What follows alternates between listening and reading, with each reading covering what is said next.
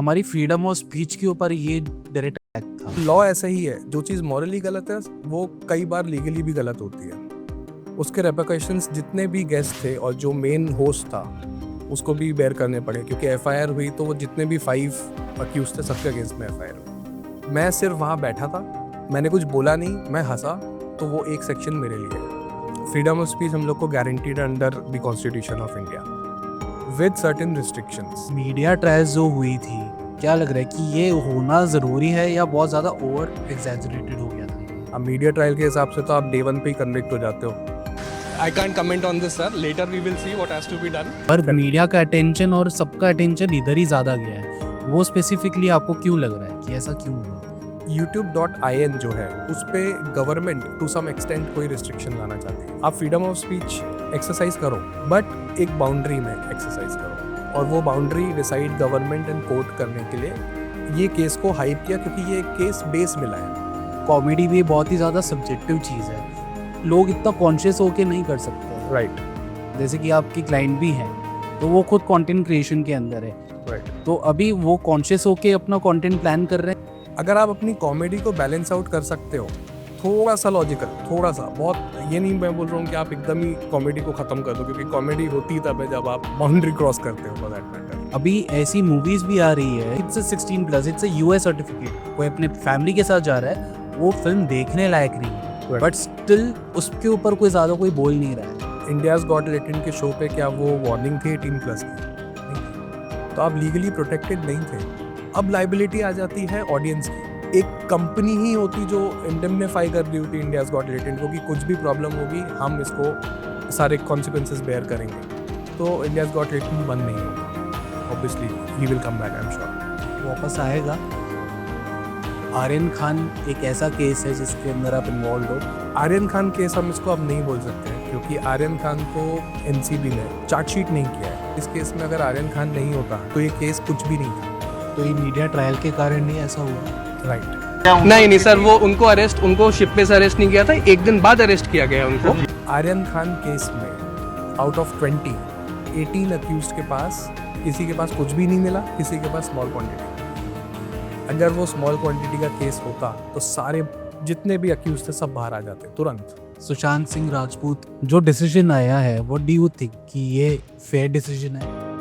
Most of the people think there is something more to this case. वो खुलेगा तब जब उसके फादर इसको चैलेंज करेंगे। गाइस, आज के पॉडकास्ट में गेस्ट है advocate Apoorva Shrivastava, only on the B Naya podcast. And before starting this interview, please like, share and subscribe to my channel B नाया।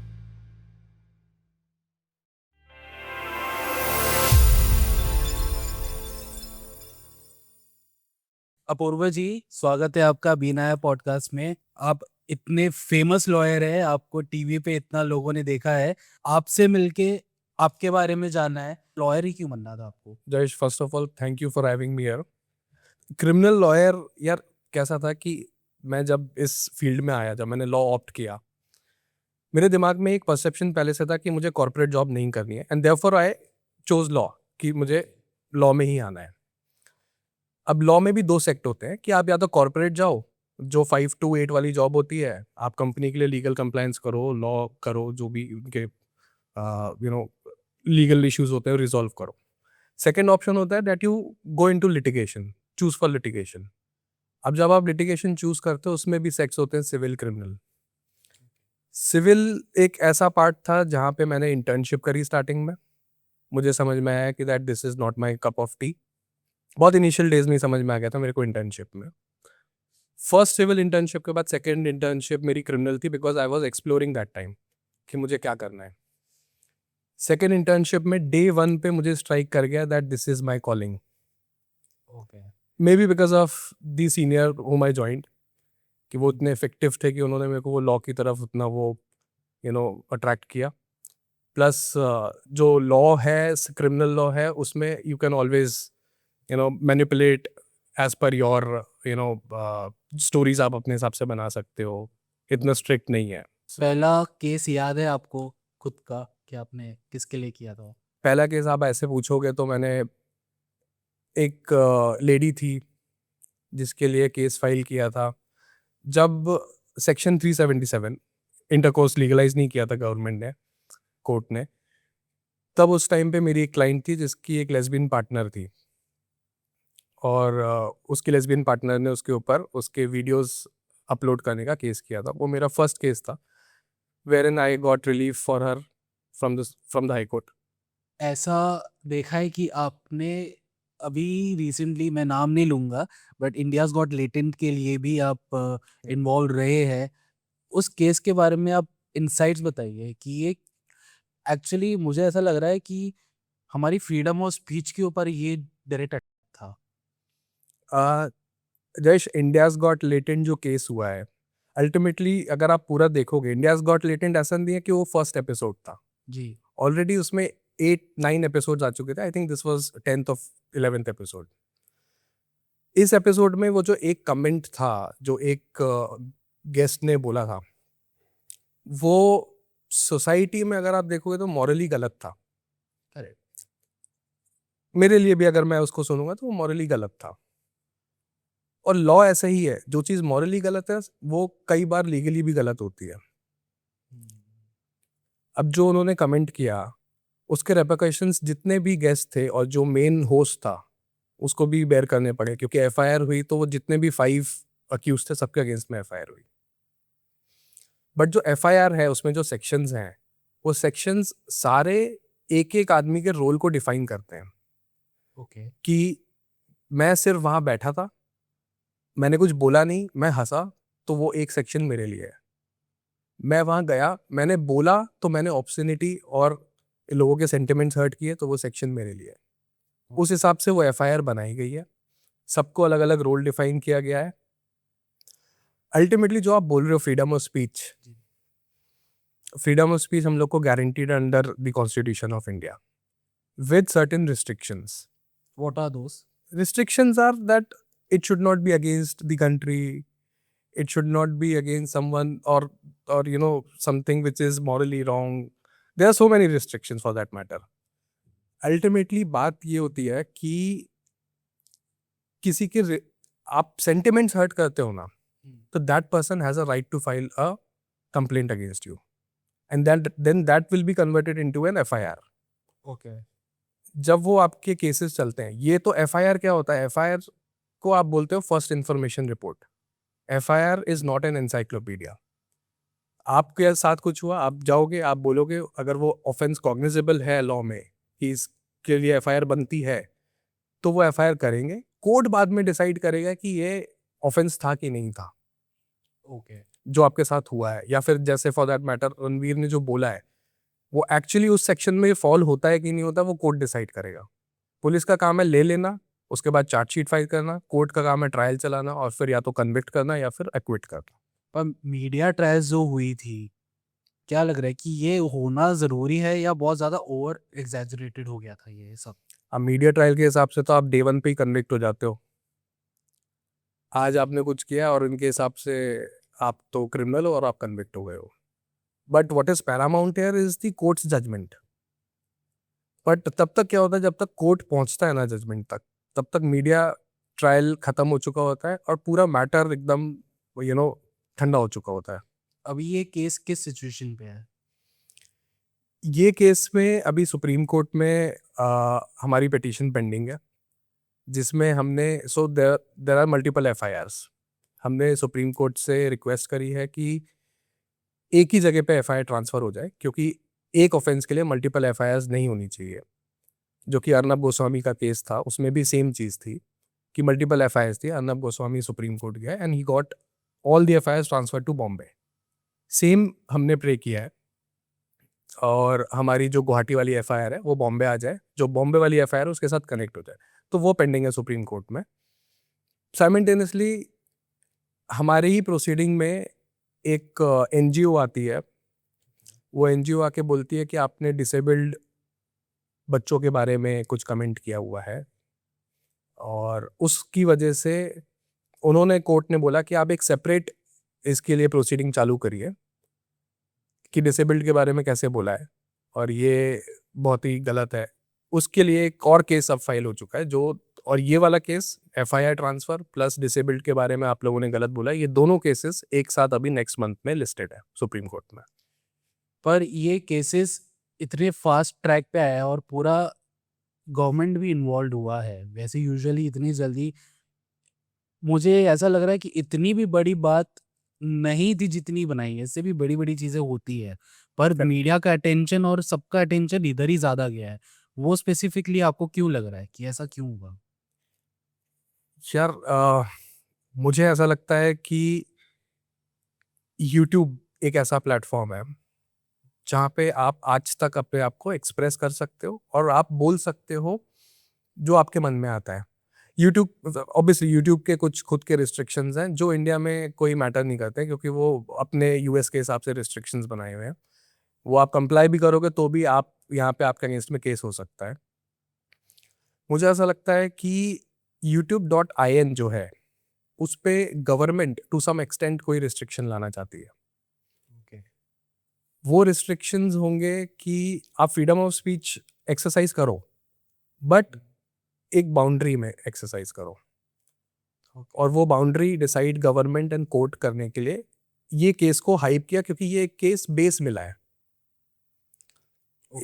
कि ठीक है यार किसी ने ऐसा कमेंट किया है, अभी इस केस को बेस बनाओ और हमको जो जो रिस्ट्रिक्शंस इंस्टाग्राम पे, यूट्यूब पे या फेसबुक पे फॉर दैट मैटर लेके आने हैं, इस केस को एक लैंडमार्क बना के उसके रिस्ट्रिक्शंस लेके आओ। और youtube.in पे ऑब्वियसली आपको क्या लग रहा है इस केस के बाद सोशल मीडिया और इवन यूट्यूब में लॉज आएंगे या कुछ चेंजेस आएंगे? लाइक कंटेंट क्रिएशन में चेंज शिफ्ट दिखने को मिल रहा है आपको? चेंजेस मुझे पहले तो ऐसा लगता है कि जितने भी इन्फ्लुएंसर्स हैं या यूट्यूबर्स हैं वो इन द फर्स्ट प्लेस उन लोगों को पहले ऐसी चीज़ें नहीं बोलनी चाहिए जो मॉरली गलत हैं और जो सोशली लोगों को इम्पैक्ट करे किसी भी मैटर से, जैसे डिसेबल्ड जो चिल्ड्रन वाला केस है। उनको खुद इतनी पहले समझ होनी चाहिए कि ये चीज़ नहीं आनी चाहिए बाहर। अगर ये समझ नहीं है तो गवर्नमेंट को उतना तो स्टेप लेना ही पड़ेगा कि boss this is what you can not do. ठीक है, डार्क ह्यूमर है, सब कुछ है, आप बोलते हो, बट आप अगर जब वो बोल रहे हो तो वो किसी को हर्ट नहीं करना चाहिए। वो उस तरीके का रिस्ट्रिक्शन गवर्नमेंट लेके आएगी और वो किस तरीके से, क्योंकि यूट्यूब इतनी बड़ी चीज़ है कि I think every second 100 of videos upload होते होंगे। हर चीज़ को आप मॉनिटर नहीं कर पाओगे। इसके लिए कुछ ना कुछ ये लोग डिसाइड करेंगे कि मे बी वो ऐसे डिसाइड करे कि सपोज आपके 15 मिलियन फॉलोअर्स हैं तो आप पे स्क्रूटनी होगी, एक्स आदमी के 10 फॉलोअर्स पे स्क्रूटनी की जरूरत नहीं। इसको कितने लोग देख रहे हैं? 10 लोग देख रहे हैं ना, करेक्ट। फर्क नहीं पड़ता है। तो अगर आपके फॉलोअर्स बढ़ रहे हैं तो आप स्क्रूटनी के अंदर आने वाले हो। पर कंटेंट क्रिएशन और कॉमेडी भी बहुत ही ज़्यादा सब्जेक्टिव चीज़ है। मतलब इसमें ऐसा है कि किसी चीज़ किसी के लिए ऑफेंडेड हो सकता है, कोई नहीं भी होता है। करेक्ट। तो अभी कॉमेडी के लिए लोग इतना कॉन्शियस होके नहीं कर सकते। राइट। सो उसके लिए फिर अभी शिफ्ट आएगा कि जैसे कि आपकी क्लाइंट भी हैं, तो वो खुद कंटेंट क्रिएशन के अंदर है। राइट। तो अभी वो कॉन्शियस होके अपना कंटेंट प्लान कर रहे हैं या फिर कैसे वो अभी एग्जीक्यूशन में है? अगर आप नोटिस करोगे, पांचों जनों में से बहुत से लोगों ने अभी तक कुछ रिलीज ही नहीं किया है because the case is still pending. तो ये लॉयर्स की एडवाइस होती है कि कुछ भी आप ऐसा अपलोड मत करो कि अल्टीमेटली कोई भी कोर्ट उसमें से हर्ट हो जाए। Hurt in the sense prosecutors भी होते हैं जो कोर्ट को इंस्टिगेट करते हैं कि इसने ऐसा बोल दिया, उसने ऐसा बोल दिया। और दूसरा, आप जैसे बोल रहे हो कि कॉमेडी पे रिस्ट्रिक्शन होने का मतलब कॉमेडी वो बची ही नहीं फिर वो। कॉमेडी पे रिस्ट्रिक्शन, आप एक चीज देखो कि आपके फॉलोअर्स, आप अपने फॉलोअर्स को तो पिक एंड चूज नहीं कर सकते ना कि आप मेरा शो देखो आप मत देखो। आपके फॉलोअर्स हर तरीके के हैं। अगर आप अपनी कॉमेडी को बैलेंस आउट कर सकते हो कि ठीक है यार, मैं अगर ये बोलूंगा तो ये ठीक रहेगा और ये बोलूंगा तो ये शायद गलत होगा, थोड़ा सा लॉजिकल, थोड़ा सा, बहुत ये नहीं मैं बोल रहा हूँ कि आप एकदम ही कॉमेडी को खत्म कर दो, क्योंकि कॉमेडी होती तब है जब आप जी। बाउंड्री क्रॉस करते हो फॉर दैट मैटर। तो आप उसको थोड़ा रिस्ट्रिक्टेड रखो, आपकी ऑडियंस देख रही है। और रिस्ट्रिक्टेड रखने से मेरा मतलब ये है कि अगर कोई केस करने भी गया तो आप बोल सकते हो कि मेरी कॉमेडी इतनी इतनी वाहियात नहीं थी कि लोगों को हर्ट करे। ये थोड़ा सा आपको बैलेंस आउट करना पड़ेगा, just a matter game wherein you have to balance out things. पर उसमें भी कोई ना कोई तो उठ के आ जाएगा कि मैं इस चीज से ऑफेंड हो गया। करेक्ट। उसमें मैं सजेस्ट क्या करता हूँ, मैं मेरे भी जितने क्लाइंट्स हैं, मैंने एक so we had a conference and we decided कि जब आप शो अपना रिलीज करते हो या अपलोड करते हो, वहां पे एक हेल्पलाइन नंबर दो आप, कि किसी को कोई प्रॉब्लम है मेरे कंटेंट से या किसी के कोई सेंटिमेंट्स हर्ट हो रहे हैं, काइंडली अप्रोच अस। क्यों? क्योंकि अगर किसी को हर्ट हो रहा है या क्या हो रहा है, आप कोर्ट या फिर पुलिस पे जाने से पहले मेरे को कॉल करो ना, क्या बुरा लगा बताओ मुझे। हो सकता है कि मैं ही आपकी प्रॉब्लम सॉल्व कर दूं बिफोर यू पोक द कोर्ट्स डोर और द पुलिसेस। पर अगर कोई कंटेंट है जिसमें ऑलरेडी मुझे पता है what I am signing up for, कि अगर if I am watching some adult content, I am sure कि इसमें क्या होने वाला है। करेक्ट। अभी ऐसी मूवीज भी आ रही है जिसके अंदर ये सेंसर नहीं किया गया है, like it's a 16+, it's a US certificate, but still if I मैं अपने अगर कोई अपने फैमिली के साथ जा रहा है, वो फिल्म देखने लायक नहीं है, Right. बट स्टिल उसके ऊपर कोई ज्यादा कोई बोल नहीं रहा है। और ये ऐसा क्यों है कि किसी चीज के लिए हम बहुत कॉन्शियस है कि इतनी सी बात पे भी बवाल हुआ है, मतलब होना चाहिए, बिल्कुल होना चाहिए, बट जिस लेवल पे हुआ वो ही सेम उधर भी होना चाहिए, अगर उस लॉजिक के हिसाब से अगर हम जाते हैं तो। इसमें तो पता है ये तो 18+ एक टारगेट ऑडियंस है, वहां तो आप नहीं बता के भी आप लेके जा रहे हैं। पर आप मुझे बताओ ना, इंडियाज गॉट लेटेंट के शो पे क्या वो वार्निंग थी 18+ की? नहीं थी। तो आप लीगली प्रोटेक्टेड नहीं थे। ओके। जो यूएस सर्टिफिकेशन है या 18+ वार्निंग है, वो वहीं प्रोटेक्ट हो गए। अब आप कितना भी कैसा कंटेंट बनाओ, अब लाइबिलिटी आ जाती है ऑडियंस की, ओके। क्योंकि आपने देखा, आपको पता था इसको सर्टिफिकेट मिला हुआ है UA+, आप नहीं देख सकते हो। अब आपने देखा, आपको गलत लगा, फिर भी आप कुछ नहीं कर सकते हो, क्योंकि उसने अपने कंटेंट को पहले ही बता दिया है कि ये किस टाइप का कंटेंट है। अगर आप ऐसा कंटेंट बनाना चाहते हो, मेरा बोलना ये है कि जब आप कुछ कर रहे हो, एक लीगल टीम होनी चाहिए जो आपको हर तरीके से प्रोटेक्ट करे। प्रॉब्लम्स आएंगी, आप जितने बड़े होगे उतने लोगों को प्रॉब्लम होगी, वो आपके अगेंस्ट में कुछ ना कुछ करना चाहेंगे केस, क्योंकि इतने हमारे यहाँ देश में लोग हैं जो फ्री बैठे हुए हैं। जी। आप लीगली प्रोटेक्टेड रहो। यूट्यूब पे भी डालो 18+ सर्टिफिकेट, फिर कोई आके पुलिस स्टेशन जाएगा और बोलेगा नहीं इसमें तो ये बात बोल दी है और ये तो कंटेंट ऐसा निकला है, पुलिस वाला केस ही नहीं लेगा, वो बोलेगा 18+ सर्टिफिकेट है। इसलिए मूवीज प्रोटेक्टेड है, यूट्यूब वीडियोस प्रोटेक्टेड नहीं है। आपको किसी ने रिस्ट्रिक्ट नहीं किया कि आप नहीं डाल सकते, आप डालो। इंडियाज गॉट लेटेंट में अगर वो सर्टिफिकेट या फिर वो हेल्पलाइन नंबर या फिर एक कंपनी ही होती जो इंडेमनिफाई कर रही होती इंडियाज गॉट लेटेंट को कि कुछ भी प्रॉब्लम होगी हम इसको सारे कॉन्सिक्वेंसेस बेयर करेंगे, तो इंडियाज गॉट लेटेंट बंद नहीं होता। बंद इन द सेंस अभी के लिए रुकता नहीं, obviously he will come back, I am sure. वापस आएगा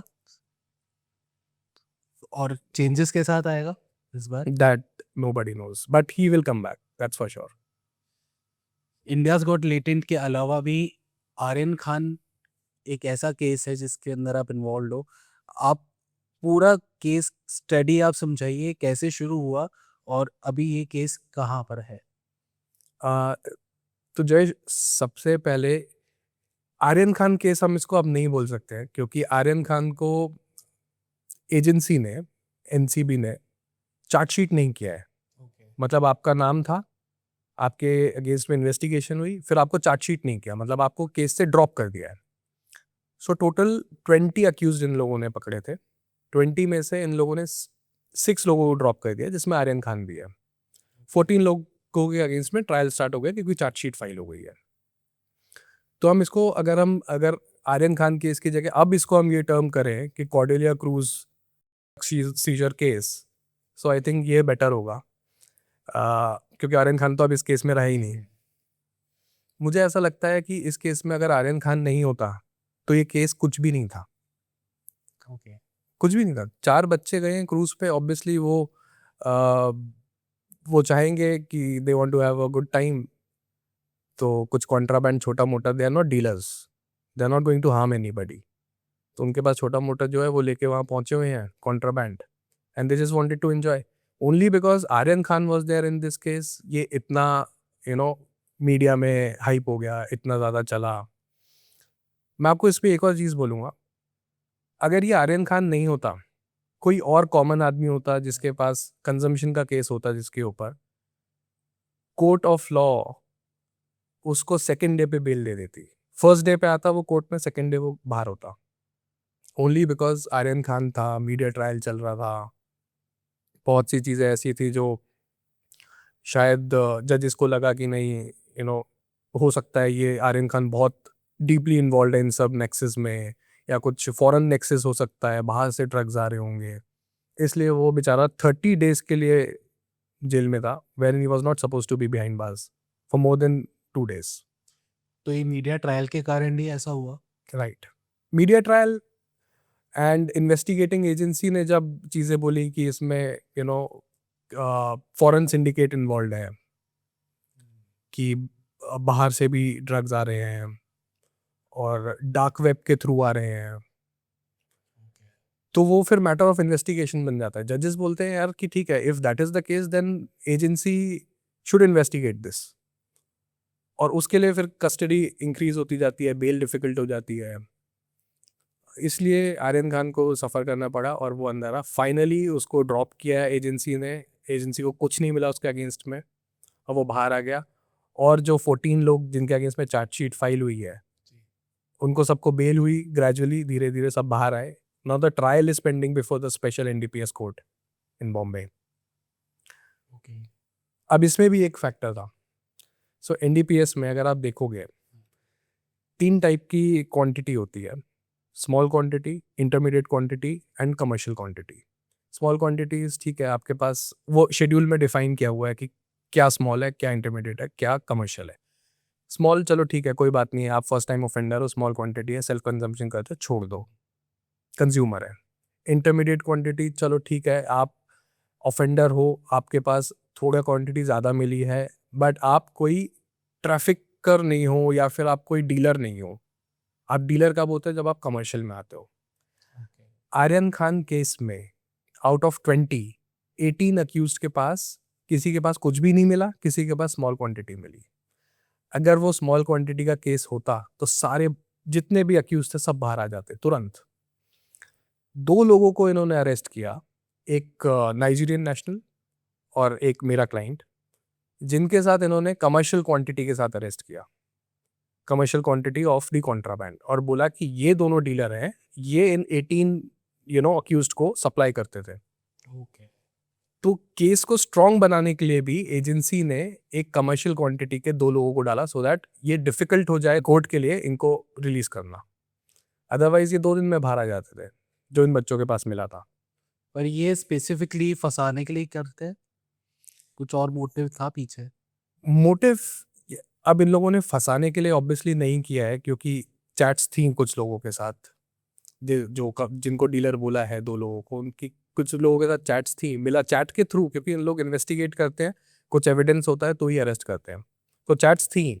ऐसा नहीं है फंसाने के लिए किया होगा एजेंसी ने।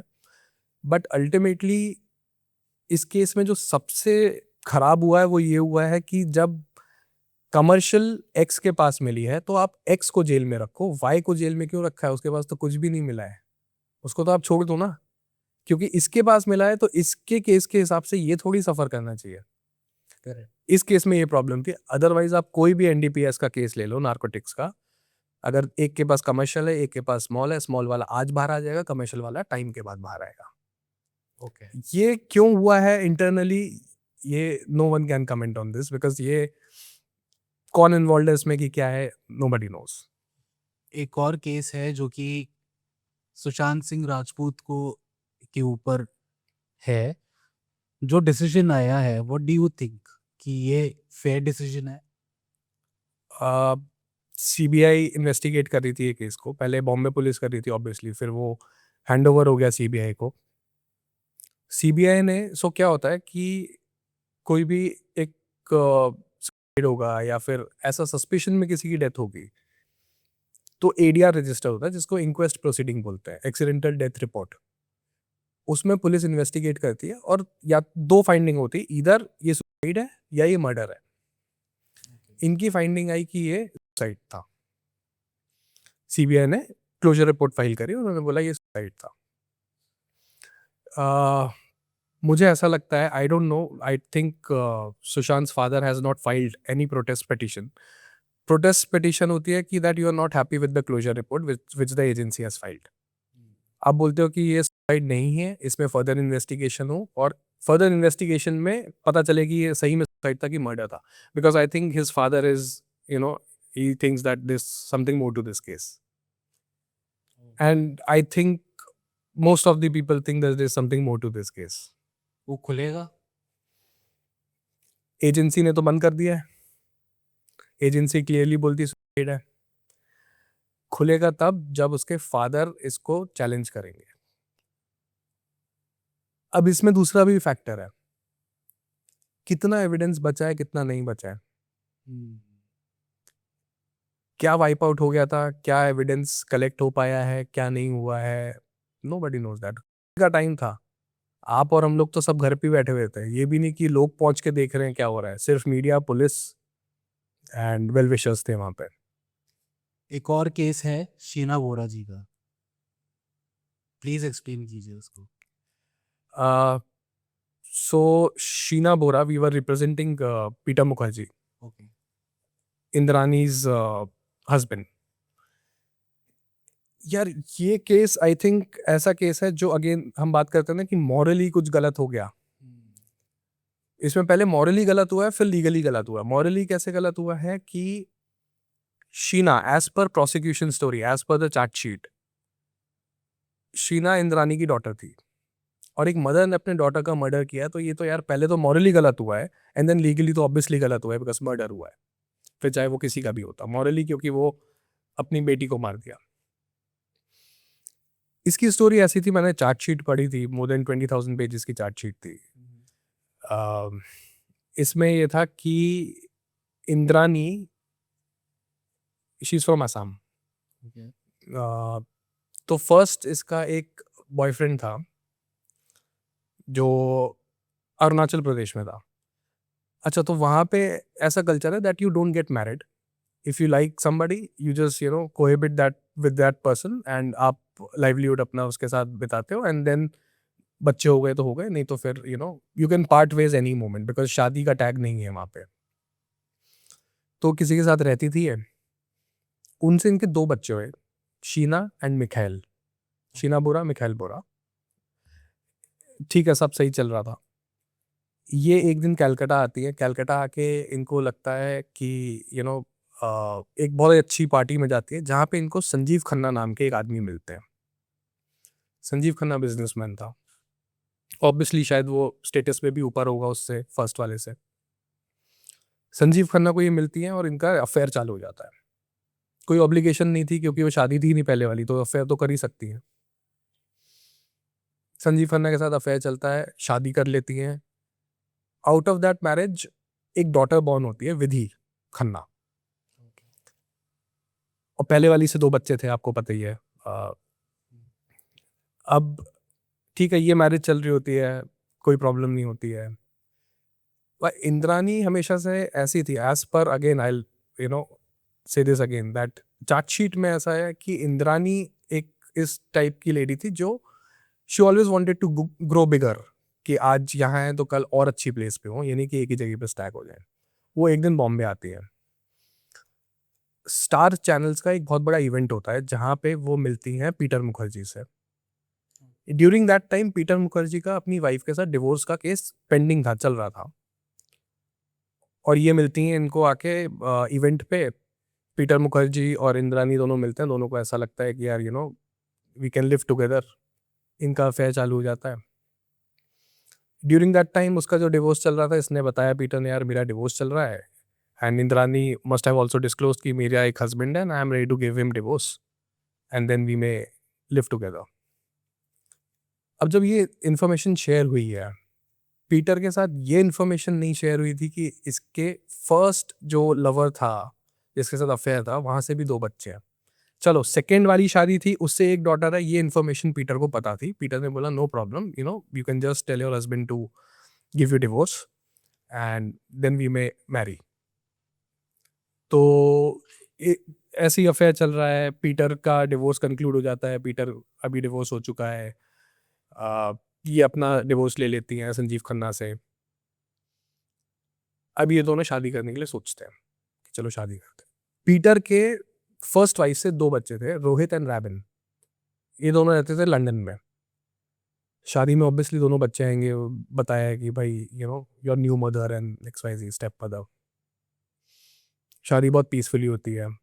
अभी जो 2 पहले बच्चे हैं तो उनको कुछ नहीं पता है क्या हो रहा है। सेकंड वाले बच्चे को पता है क्योंकि डिवोर्स हुआ है तो ऑब्वियसली कुछ ना कुछ चल रहा होगा लाइफ में। शादी हो जाती है, सब अच्छा होता है। इंद्रानी क्या करती थी, यहाँ से अपने दोनों बच्चों को, शीना एंड मिखाइल को, कुछ एक खर्ची बोलते हैं ना हम, कि खर्ची देती थी कि यार सो दैट तुम लोग रह सकते हो ठीक से, कुछ भी खर्चे हुए संभालो अपने।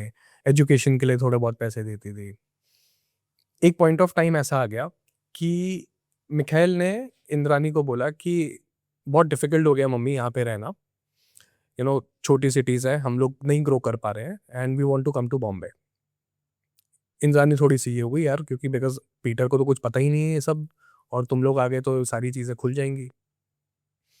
इंद्रानी ने बोला एक काम करते हैं, कैलकाटा में मिलते हैं। मिखाइल, शीना एंड इंद्रानी, हम तीनों लोग कैलकाटा में मिलते हैं और डिसाइड करते हैं कि कैसे आगे तुम लोगों की ग्रोथ होगी और कहाँ तुम लोग पढ़ोगे और कैसे होगा। कैलकाटा में मिलते हैं। कैलकाटा में मिलने के टाइम पे ये डिसाइड होता है कि ये बता देती है कि मेरे हस्बैंड को मैंने ये नहीं बताया कि तुम लोग मेरे बच्चे हो। तुम लोग बोलोगे मैं बॉम्बे ले जाने के लिए रेडी हूँ, तुम लोग बोलोगे कि तुम लोग मेरे यंगर सिबलिंग्स हो। ओके। ठीक है। ऑब्वियसली बच्चों ने सोचा यार वैसे भी माँ वाला प्यार मिल नहीं रहा है यहाँ पे, अपनी लाइफ अच्छी कर लो, ठीक है, नहीं फर्क पड़ता, सिबलिंग्स ही बोल लो, एटलीस्ट बॉम्बे जाएंगे, अच्छे कॉलेजेस में एडमिशन होगा, ग्रोथ होगी। दोनों ने अग्री किया। शीना आई थिंक उसी के कुछ टाइम बाद बॉम्बे आ जाती है। शीना को ये घर पे बुलाती है। So Peter used to live in Worli, एक बंगलो, मार्लोस बंगलो वहाँ पे। तो ये वहाँ पे मिलवाती है कि ये मेरी सिस्टर है और हम लोग, मतलब मेरी कज़न सिस्टर, और बस ऐसी फैमिली का ये सब बताते हैं। उस टाइम पे जब ये मिलवाती है, उस टाइम पे रैबिन एंड रोहित लंदन से इंडिया आए होते हैं। अब यहाँ पे क्या होता है कि रैबिन को शीना अच्छी लग जाती है from day one. Rabin approach Sheena and told her that I want to get into a relationship with you. What is the scope? Sheena said ठीक है, we can give it a try. अब इनका रिलेशनशिप चालू हो जाता है।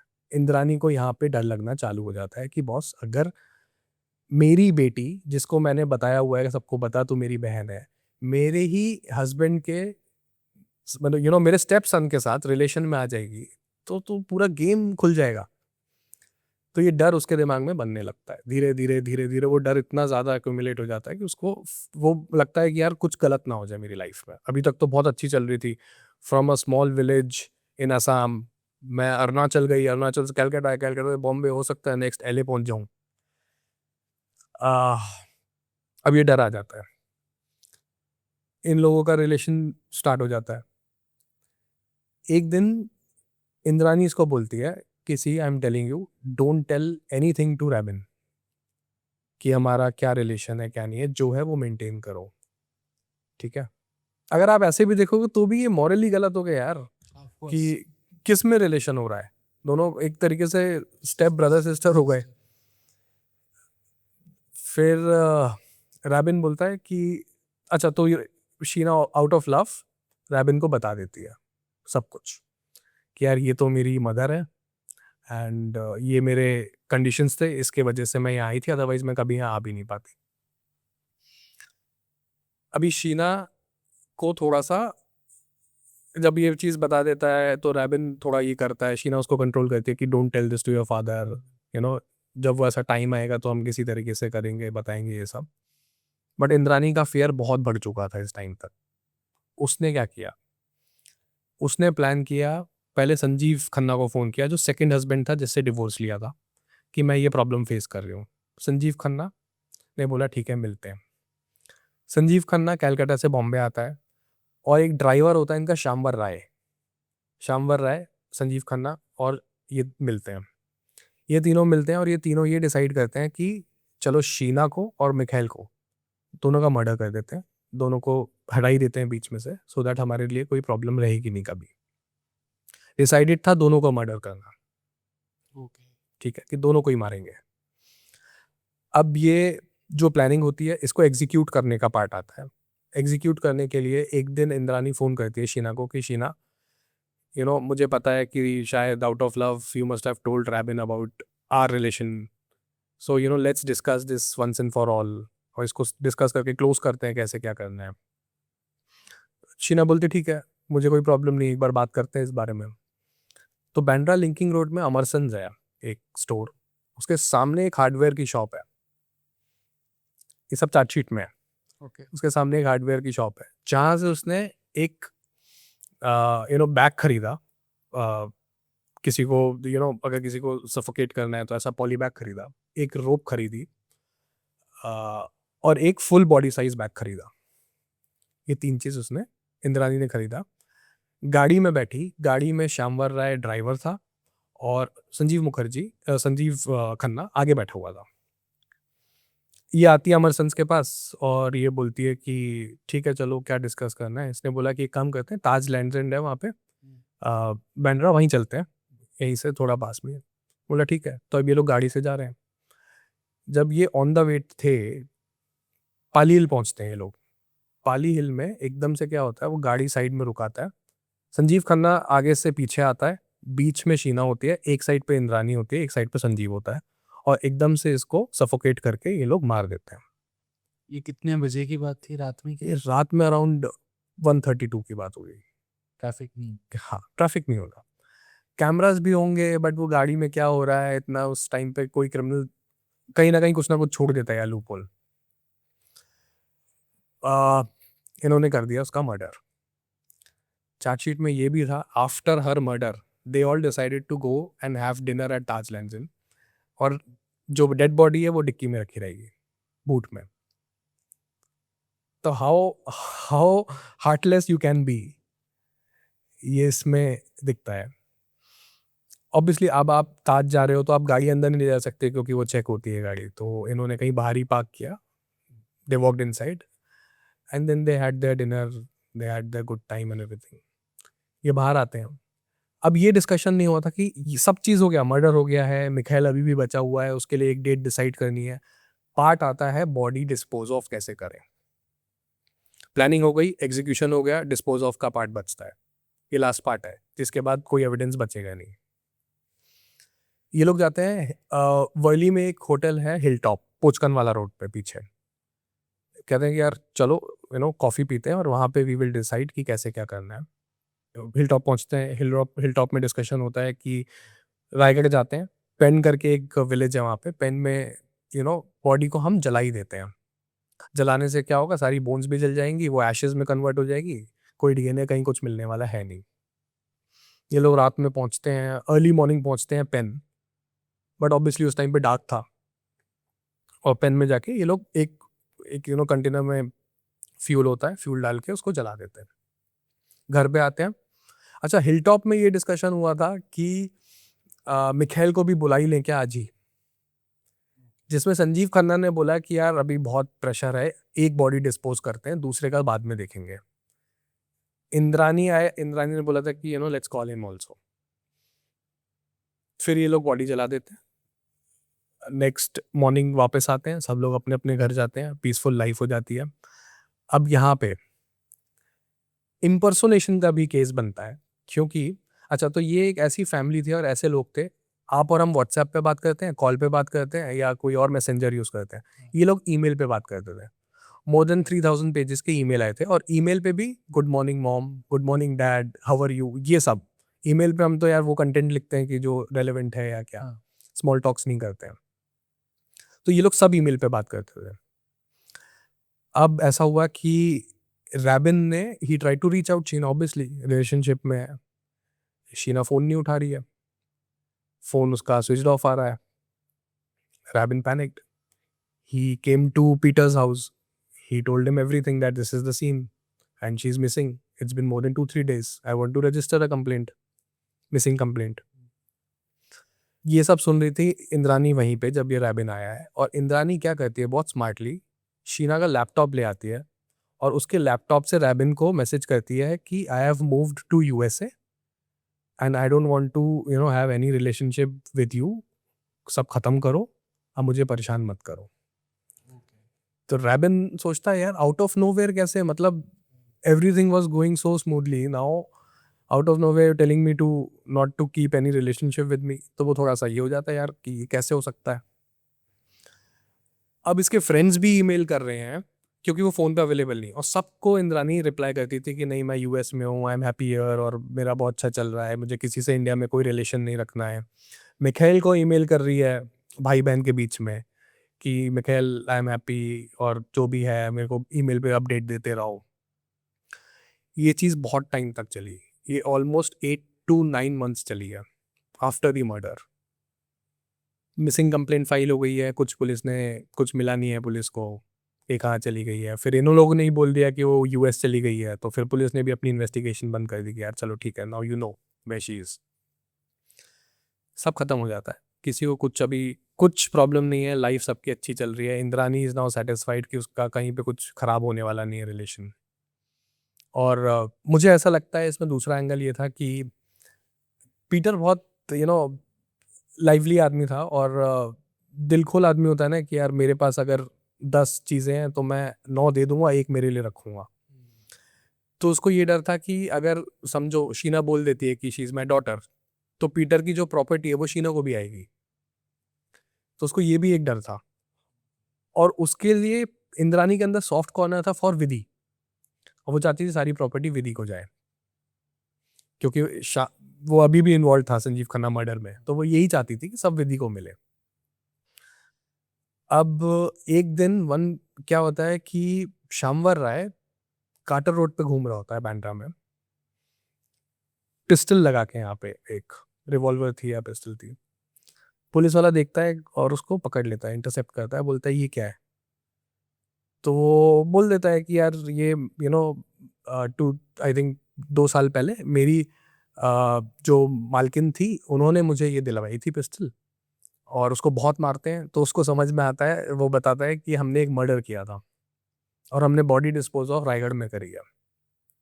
ये हो रहा है 2 साल बाद approximately, I don't remember the exact time, I think 2 साल बाद ये हो रहा है, 1.5 से 2 साल बाद। अब खार पुलिस स्टेशन, बिकॉज वो खार का जुरिस्डिक्शन होता है, खार वाले अरेस्ट करते हैं इसको, शामवर को। खार पुलिस अब ये सबका नाम ले देता है, संजीव खन्ना, इंद्रानी मुखर्जी। अब ये खार police station Raigarh police station को फ़ोन करते हैं कि इस डेट पे तुमको कुछ मिला क्या कहीं पे जंगल में, कुछ बॉडी वॉडी।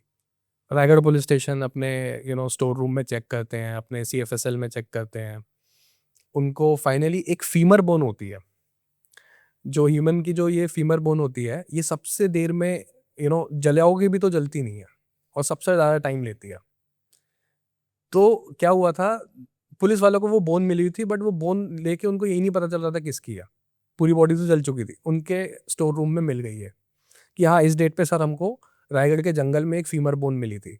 उन्होंने बोला वो फीमर बोन खार भेजो, जो फीमर बोन खा रही है। इन्होंने इंद्रानी को तब तक अरेस्ट कर लिया है, इंद्रानी को कस्टडी में ले लिया है, और इंद्रानी का DNA और फीमर बोन के DNA से मैच किया है। 2 साल बाद पता चलता है कि इसने अपनी डॉटर को मार दिया है। पूरा नेशन शॉक में, क्योंकि उस टाइम पे मीडिया भी, सभी लोग शॉक में आ गए थे कि यार ये क्या हो गया, मतलब किसी ने अपनी डॉटर को मार दिया।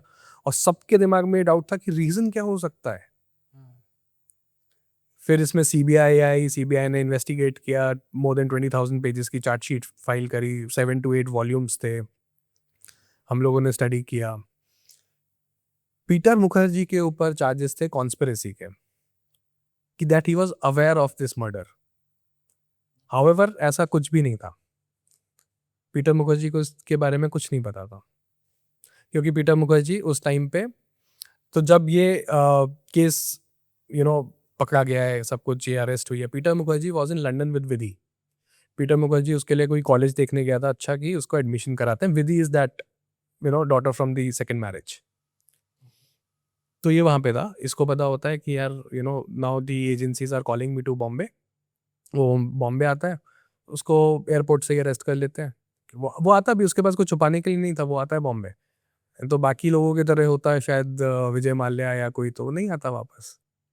उसके पास भी इतने हैं रिसोर्सेज कि वो बच सकता था। He came back to Bombay and then proceedings चली। Peter Mukherjee got out on bail after after I think 8 to 9 months. Indrani got out from Supreme Court, she got bail from Supreme Court. High Court किसी ने bell नहीं दी थी।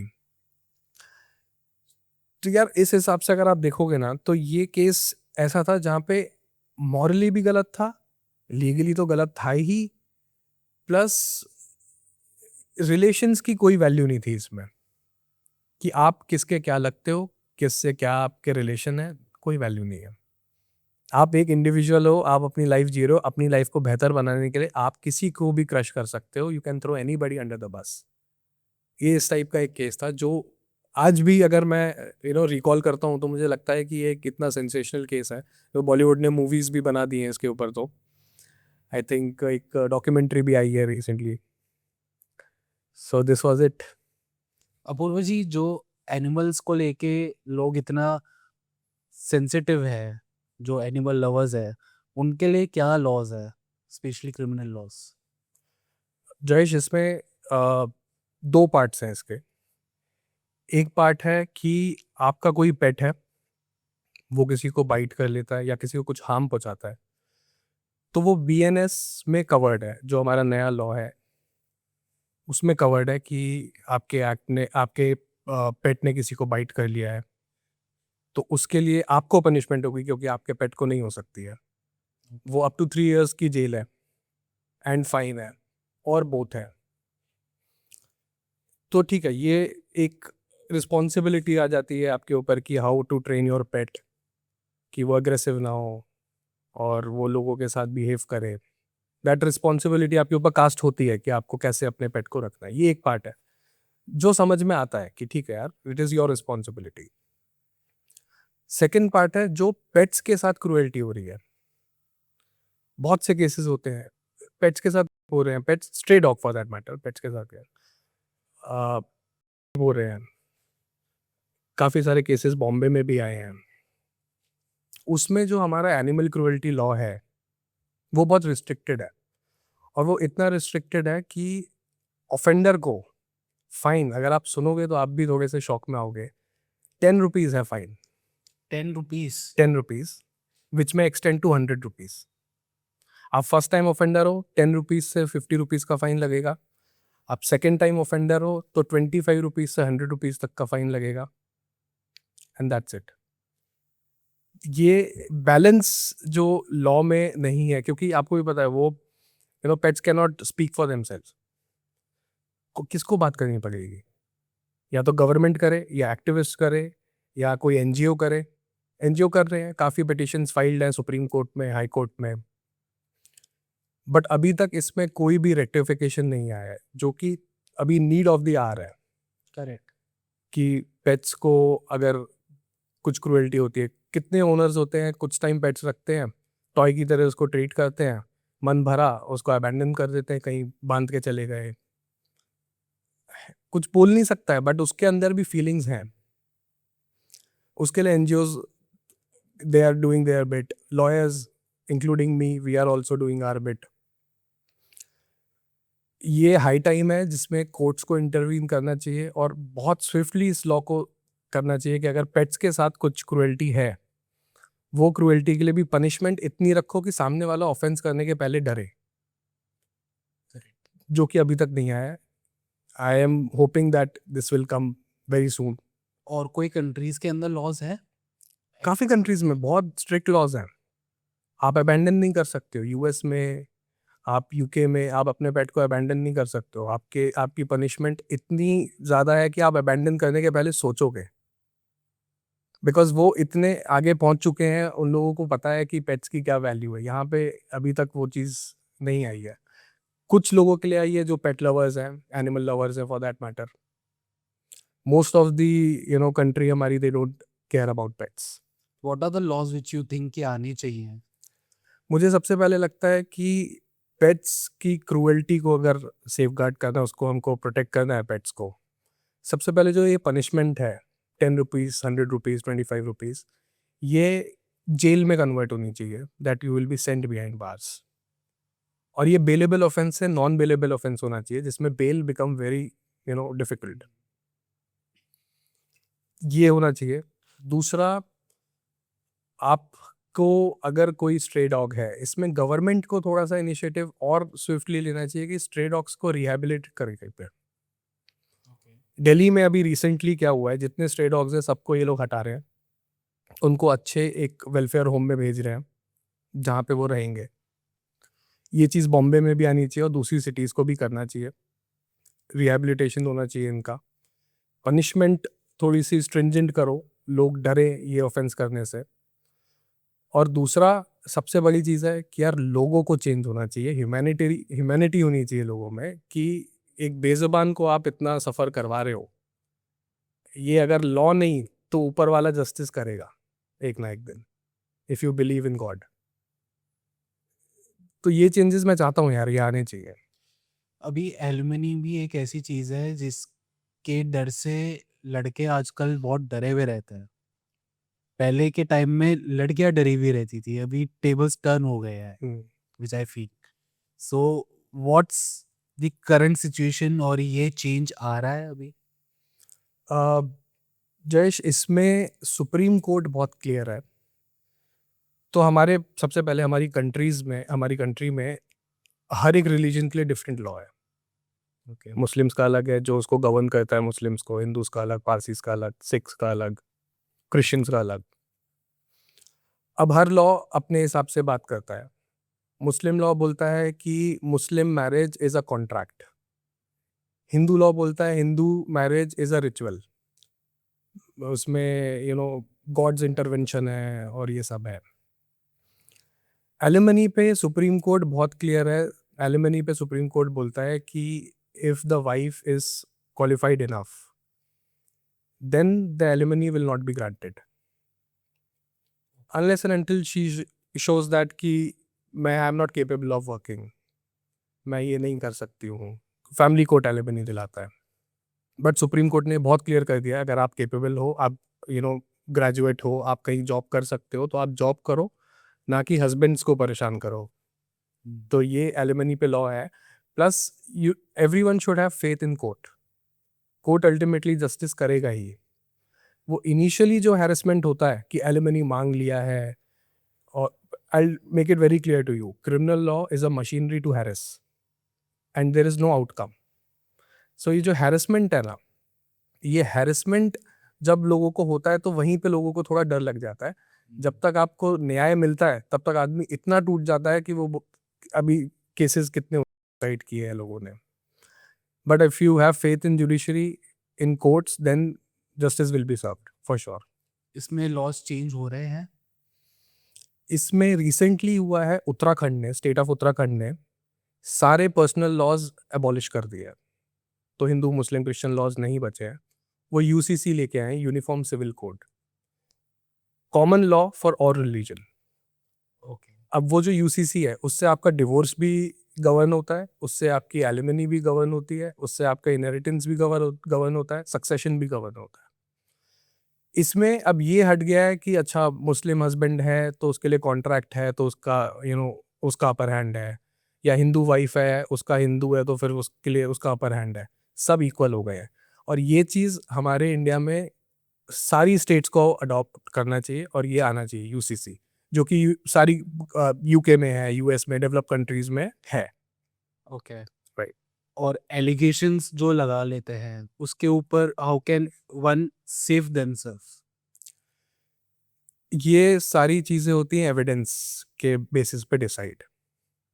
आपके ऊपर cruelty का अगर case है, क्रुएल्टी प्रूफ करने के लिए एविडेंस होना चाहिए।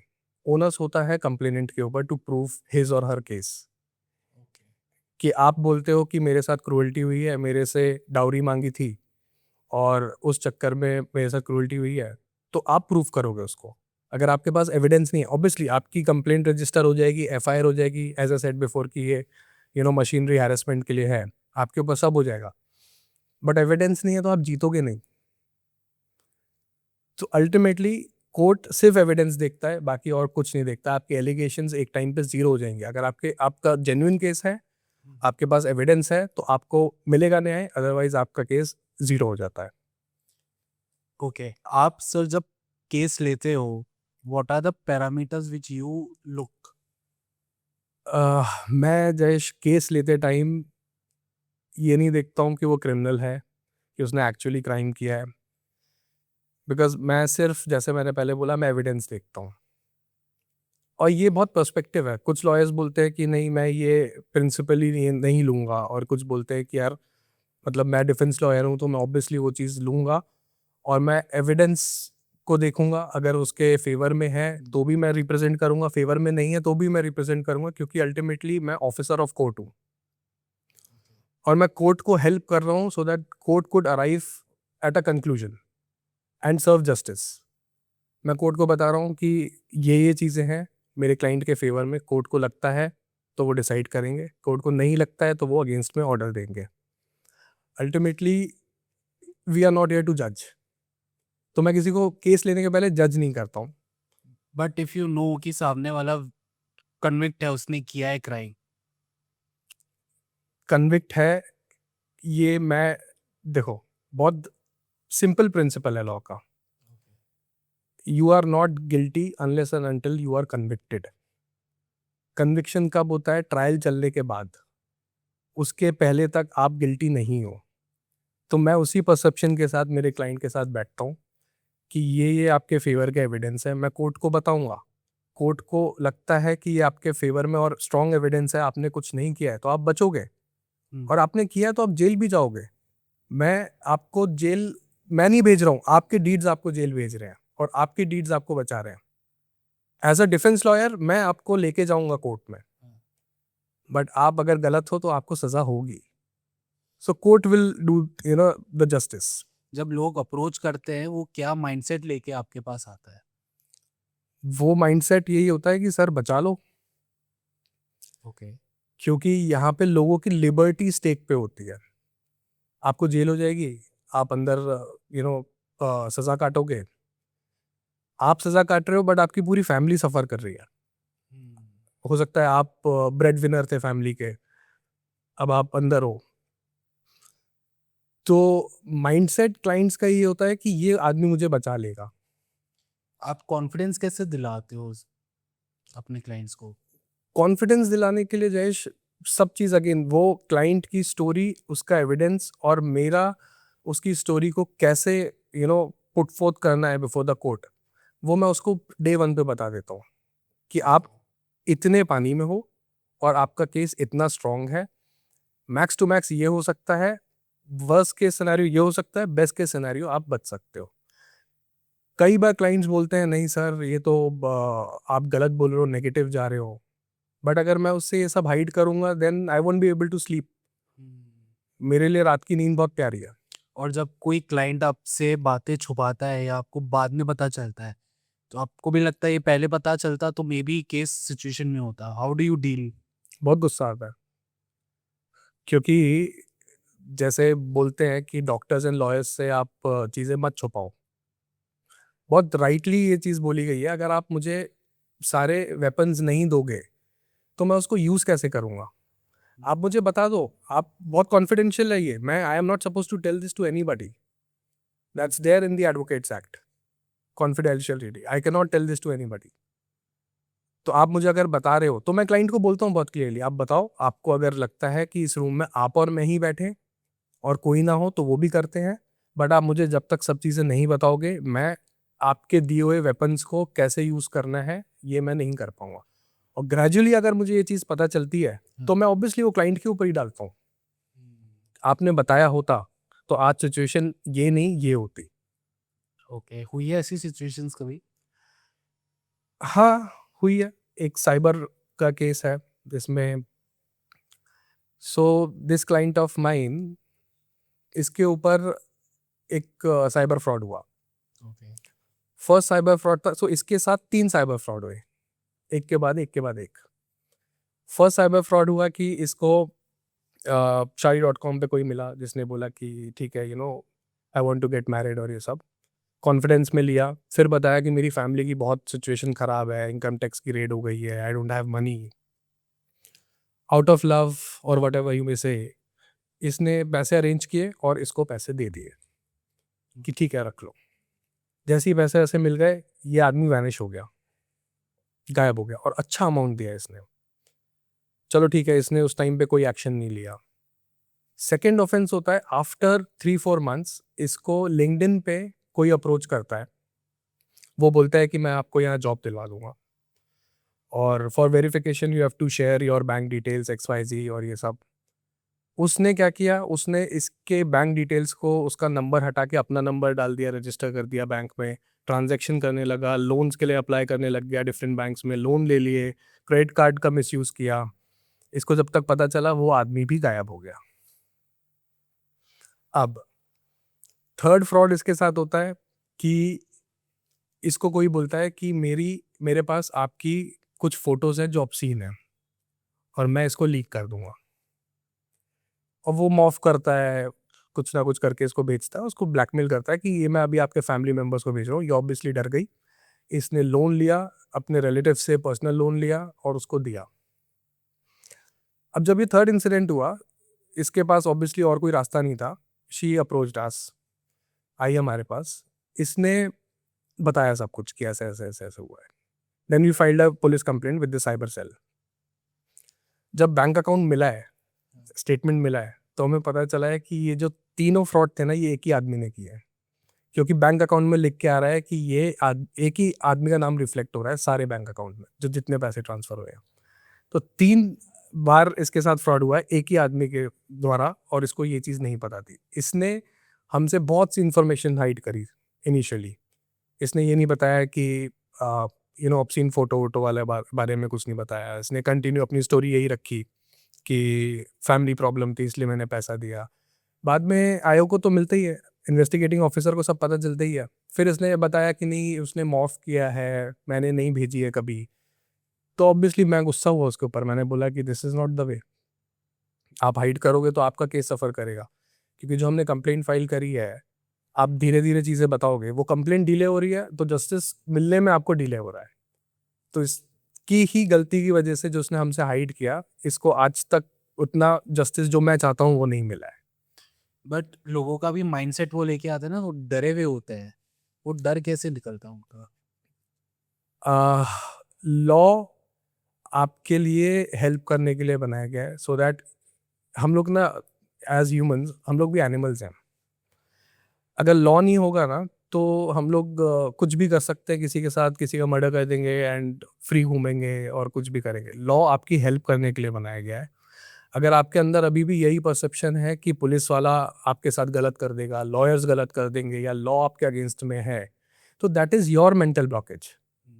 लोगों को ये चीज़, बाहर लोगों को पता है, यूएस में लोगों को पता है कि लॉ उनकी हेल्प करने के लिए। इंडिया में आज तक वो चीज़ नहीं आती है। उनको डर लगता है कि अगर मैंने ये बताया तो पता नहीं क्या हो जाएगा, क्या नहीं होगा। अरे आप बताओगे नहीं, आप मेंटल प्रेशर से ही आपके साथ पता नहीं क्या हो जाएगा।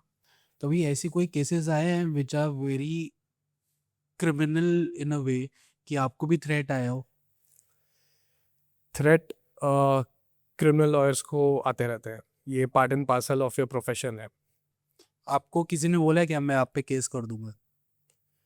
ये ऐसा तो नहीं हुआ है, क्योंकि मैं, मेरे प्रिंसिपल्स और एथिक्स में एकदम ए गेम है मेरा। लोगों का माइंडसेट होता है ना कि फंसाने का है। लॉयर्स से मुझे लगता है कि once you are an advocate, तो एक परसेप्शन लोगों के दिमाग में आ जाता है कि इसके साथ नहीं फंसना है, या इसके साथ कुछ नहीं करना है। ऐसा किसी ने बोला नहीं है कि मैं केस कर दूंगा, क्योंकि मैंने गलत नहीं किया है और मैं बहुत फेयर रहा हूँ अपनी डीलिंग्स में और किसी चीज़ में। ऐसे भी लॉयर्स को यूजुअली ये धमकी नहीं आती, केस करने वाली नहीं आती है। अच्छा, हाँ, लाइफ थ्रेट आते हैं।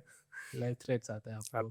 आप खुद को फिर मेंटली कैसे एक माइंडसेट पे रखते हो कि इतना आप नेगेटिविटी सुनते हो, लोगों का इतने केसेस सुनते हो, so how do you function? What's the thing which gives you also a break? यार, so when I come back to home after office, court, and when I am with my wife, मैं ये सब कुछ discuss ही नहीं करता हूँ। Okay. मैं एकदम साइड में रख देता हूँ कोर्ट को और ऑफिस को। हाँ, कॉल्स उठाने पड़ते हैं बिकॉज कभी भी कुछ भी क्लाइंट के साथ होता है, बट मैं ट्राई करता हूँ कि अगर मैं वेकेशन पे हूँ या मैं घर पे हूँ तो मैं ये चीज़ों के बारे में किसी से डिस्कस नहीं करूँ। कॉल आ रहे हैं तो ऑब्वियसली मैं किसी दूसरे रूम में जाके बात करूँ और वो चीज़ घर तक नहीं लाऊं, क्योंकि एक जगह पे तो मैं ये सारी चीज़ें बेयर कर ही रहा हूँ। अब एटलीस्ट एक तो जगह होनी चाहिए जहाँ मैं पीसफुल फील करूँ, तो मैं ये अवॉइड करता हूँ, यही मेरे लिए अच्छा है। दूसरा, मुझे थोड़ी भी छुट्टी मिलती है तो मैं कहीं घूमने चले जाता हूँ, तो थोड़ा सा माइंड बैक ऑन ट्रैक आता है। ओके। और एक और था कि एआई को लेके क्या लॉज नए बन रहे हैं? एआई को लेके लॉज पर से कुछ नहीं बन रहे हैं अभी, तो एआई ही आ रहा है and you can not deny it, AI will come for sure and it will take over everything. AI जब अब एंजियोप्लास्टी, न्यूरो सर्जरी तक कर रहा है रोबोट्स के थ्रू और बहुत प्रिसीजन के साथ कर रहा है, तो मुझे लगता है सारे प्रोफेशन में आएगा। ये ऐसा सिनेरियो हो जाएगा, ईदर यू अडॉप्ट और यू पेरिश। ओके। आप एआई को अडॉप्ट करो, आप एआई इंजन यूज करना चालू करो और उसमें अपना ए गेम बना लो कि मैं एआई को कंट्रोल कर सकता हूँ। Otherwise there is no other option, you perish. आपके लिए कुछ नहीं बचने वाला है यहाँ पे। बट अभी जैसे कि गाने लोग बना रहे हैं पुराने सिंगर्स की ही वॉइस लेके, या अभी ऐसे और भी टेक्नोलॉजी एडवांसमेंट आ रहे हैं, तो उसमें गवर्नमेंट कुछ कर रही है?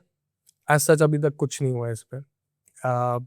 डीप फेक आपने जो आपको पता चला होगा, deep fake is covered under the information technology act. Okay. उसमें सेक्शन है जिसमें वो बोलता है कि अगर किसी ने मॉर्फ किया, ये एक्चुअली मॉर्फ ही हो गया ना, पहले हम इसको मॉर्फ बोलते थे, अब इसको डीप फेक बोलते हैं। किसी ने किया तो उसमें अगर वो आदमी ट्रेस हो जाता। सबसे बड़ी प्रॉब्लम क्या है ना, इसमें एआई को ट्रेस करना मुश्किल है और उस आदमी को ट्रेस करना मुश्किल है जो उसको यूज कर रहा है, क्योंकि इसमें जो आईपी है या फिर जो भी इंजन यूज हो रहा है, वो अगर यूज कर रहा है तो वो आईपी जंप करवा रहा है। ओके। वो आईपी एड्रेस जंप कर रहा है तो वो ट्रेस नहीं होगा। तो आप बोल रहे हो जैसे गाने वाला पार्ट कि पुराने सिंगर्स के गाने ये लोग गा रहे हैं, इस पे भी लॉ आएंगे। इसमें सबसे अच्छी चीज ये है कि if you are there and you sing, आप इसको कॉपीराइट करवाओ और इसको कॉपीराइट करवाओ टू दी एक्सटेंट कि एआई भी यूज ना कर सके। ओके। अभी तक ये नहीं था, आप एआई भी यूज नहीं कर सके उसको, आप वहां तक उसको कॉपीराइट करवाओ। और ये जब आ जाएगा, समझो किसी एआई ने आपका गाना किसी और के फेस पे करके अपलोड कर दिया है, वो गा रहा है, तो आप एटलीस्ट केस फाइल कर सकते हो because you are already protected. आप केस फाइल करोगे, agencies will try to track that person down और अरेस्ट होगा और ये प्रोसीडिंग्स चलेंगी। ओके। और what advice do you think you should give to new budding lawyers? Hard work, hard work and hard work. Obviously luck has to be there. भूल जाओ कब खाना खाना है, कब उठना है, काम करना है तो करना है, क्योंकि यहाँ पे कॉर्पोरेट जैसी डेडलाइन नहीं है, यहाँ पे दूसरों की लिबर्टी स्टेक पे है। सो उतना रिस्पॉन्सिबल बन जाओ और उतना हार्ड वर्क करो कि एक दिन आप शाइन करोगे। जी। और you should have that fire in your belly for this profession. अगर वो नहीं है और आप एकदम लथार्जिक को आप बोलते हैं यार कर लूंगा, कल करूंगा, देन 100 थिंग्स आर देयर यार, कुछ और करो। बट अगर आपको अच्छा लॉयर बनना है, हार्डवर्क के साथ आपके फायर इन द बेली होना चाहिए। दूसरा, लक फैक्टर आएगा ही आएगा अगर आप हार्डवर्क करोगे तो। रीड योर ब्रीफ, फाइल पढ़ो कोर्ट जाने के पहले, बिना पढ़े जाओगे तो कुछ नहीं होने वाला है। Read the law, read judgments, आपको कोई नहीं रोक सकता है। रॉकेट साइंस नहीं है, I tell you, rocket science नहीं, ईजी है, कर सकते हो। Thank you Apurva ji, it was lovely having you. आपसे बात करके इतना सब जाना है, एंड आई होप पार्ट 2 बहुत जल्दी आएगा, और पार्ट 2 Sure. में आप एक स्पेशल मेहमान के साथ आएंगे। Yes. So I hope to see you very soon, and thank you so much Yes. Sir. Thank you so much, Jayesh. Thank you for having me here. It was a pleasant day for me. Thank you so much. Thank you. तो दोस्तों, ये था हमारा conversation advocate अपूर्व श्रीवास्तव जी के साथ, जहां law सिर्फ books तक सीमित नहीं रहा, बल्कि रियल लाइफ एग्जांपल्स, कंट्रोवर्सीज और इंसानी इमोशंस के बीच जीता जागता नजर आया। अगर आपको ये एपिसोड पसंद आया हो तो लाइक करें, शेयर करें और ज़रूर बताएं कि आप अगले पॉडकास्ट में कौन से गेस्ट को सुनना चाहते हैं। तब तक के लिए मैं हूँ आपका होस्ट और दोस्त जयेश लुधानी।